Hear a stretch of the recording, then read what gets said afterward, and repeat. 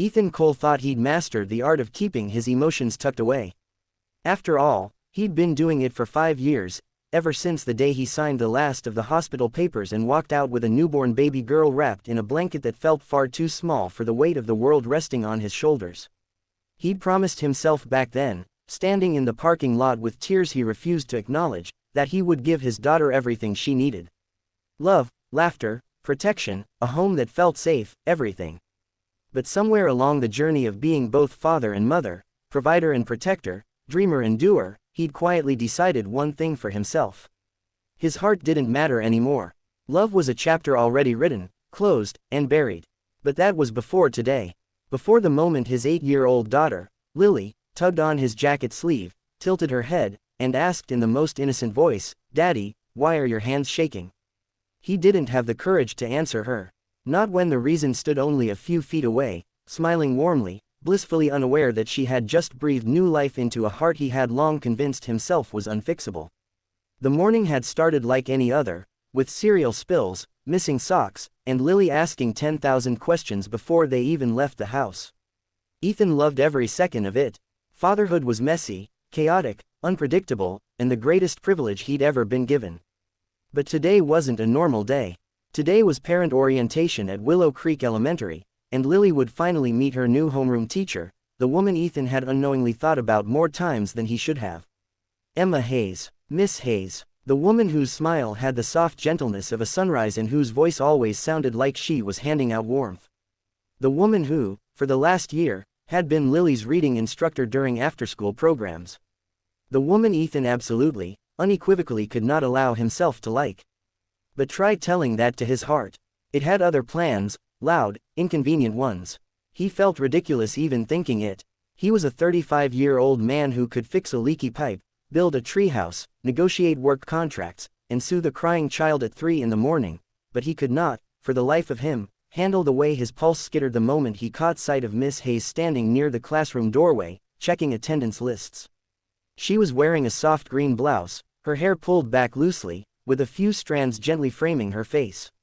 She wasn't wearing makeup. She rarely did, but she didn't need it. She radiated comfort just by breathing. Ethan told himself for the 100th time to stop staring. But his hands still shook. "Daddy," Lily whispered suspiciously, narrowing her eyes as only children with built-in honesty could. "Why are you acting weird?" "I'm not acting weird," Ethan said, adjusting the collar of his shirt like that would fix the internal earthquake. "I'm just, nervous. About your new class." "Oh," Lily grinned, clearly unconvinced. "You're nervous because you like Miss Hayes. It's okay. I like her too." He nearly choked on his own breath. Before he could respond, and wrestle his dignity back into place, Miss Hayes looked up and her face brightened. She lifted a hand and waved them over. Ethan's heart left his body entirely. "Lily, Mr. Cole," she called out, her smile widening. "I'm so glad you're both here." She stepped forward, her eyes warm and sincere, giving Lily a gentle side hug before turning toward Ethan.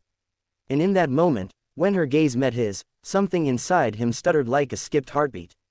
"Good morning," she said, and those two simple words felt like they unlocked the door to a home he didn't know he'd been missing. Good morning," he managed, though his voice cracked like it had decided to betray him too. And then, because the universe had no mercy whatsoever, she held out her hand. A simple handshake, a normal, everyday greeting. Except his hands were shaking, and Lily noticed. She grabbed his wrist, eyes huge. "Daddy, your hands." She was about to announce it loudly, but Ethan leaned down quickly and whispered, "Shush, sweetheart. Not right now." But she wasn't done with him. Not even close. Miss Hayes's eyes flicked between father and daughter, her expression softening with curiosity, and something else Ethan couldn't quite place. "Everything okay?" she asked, stepping closer.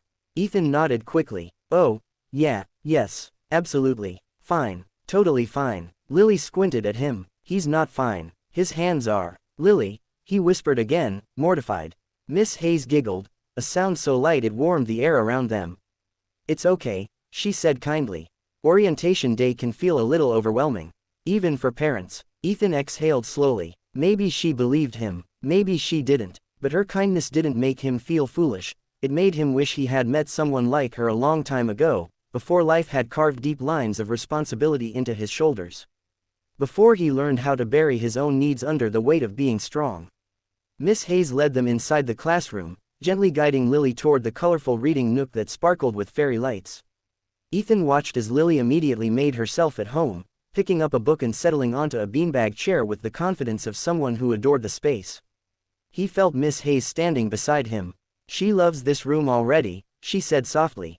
"She loves anywhere you are," Ethan replied, and then froze as the words escaped before he could pull them back. Miss Hayes blinked, almost startled, her cheeks turning faintly pink. "That's very sweet of you to say.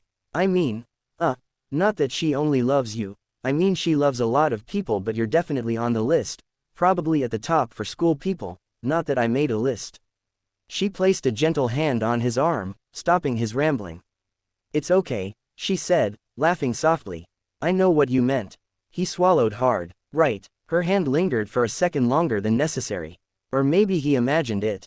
But the warmth of her touch spread through him like a quiet sunrise, touching the places he had allowed to go cold. They walked slowly around the classroom as she explained the new curriculum, reading goals, and upcoming events.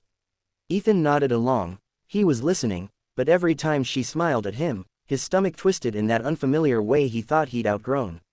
At one point, she crouched down to help a student who had dropped their crayons, and Ethan watched her with a softness he didn't recognize in himself. The way she moved with gentle patience, the way she spoke with genuine interest, the way she made children feel seen, she was extraordinary. He didn't deserve someone extraordinary. Or so he had convinced himself for years. After the orientation ended, parents slowly filtered out. Kids gathered backpacks, clung to their friends, and ran around noisily. But Lily stayed close to Miss Hayes, asking questions with her usual brightness. They talked about books, art projects, and the class pet hamster that would soon be arriving. Ethan waited patiently, but something told him Miss Hayes didn't want the conversation to end. She seemed to linger, and when Lily finally walked toward the door, Miss Hayes stayed beside Ethan, lowering her voice.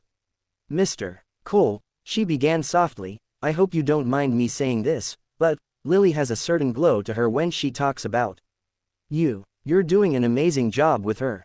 He blinked, surprised. Compliments about parenting always hit differently. They struck deep, touching the fears he carried quietly. "Thank you," he said, meaning it more than she could know. "I'm trying." "You're doing more than trying," she said. "You're raising a confident, kind, joyful little girl. That says everything." For a moment, Ethan didn't know where to look. Praise wasn't something he was used to, not about fatherhood, not about himself. He kept his life small: work, home, Lily. That was it. Hearing someone acknowledge his effort felt like someone gently pulling open a door he'd kept shut for years. She offered a small smile. "I've always admired how you show up for her," she continued. "You never miss a pickup, you come to every meeting, you're always there. It's rare." His throat tightened, not with sadness, but with the unfamiliar sensation of being seen. Really seen. Before he could find the right words, Lily's voice cut through the moment. "Daddy," she called out. "Come on, we're gonna miss the ice cream truck." Ethan laughed softly. "Duty calls." Miss Hayes smiled warmly. "Of course. And, if you ever need anything, anything at all, for Lily, or even just to talk, my door is always open." He nodded slowly. "Thank you." He didn't trust himself to say more. They walked outside. Lily skipped ahead, humming happily. Ethan stayed a few steps behind her, lost in thoughts he hadn't dared entertain in years. And then Lily looked back at him, her eyes bright with mischief. "Daddy." "Yeah." She grinned like she'd solved a mystery. "Your hands aren't shaking anymore." He paused. She was right. They weren't. He looked back through the classroom window. Miss Hayes was still there, stacking books, humming to herself. His heart softened. Maybe it wasn't fear making him tremble. Maybe it was the realization that after years of putting his heart last, someone had quietly walked in and reminded it how to beat again.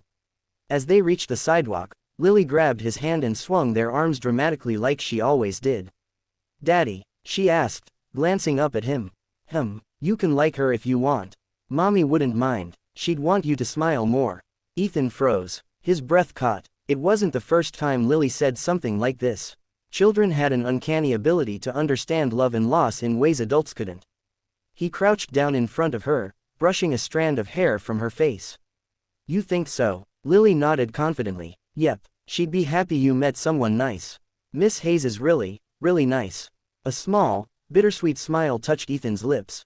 Yeah, he whispered, glancing back toward the classroom. She is. They began walking again, and for the first time in a long time, Ethan felt something shift inside him, something quiet but powerful.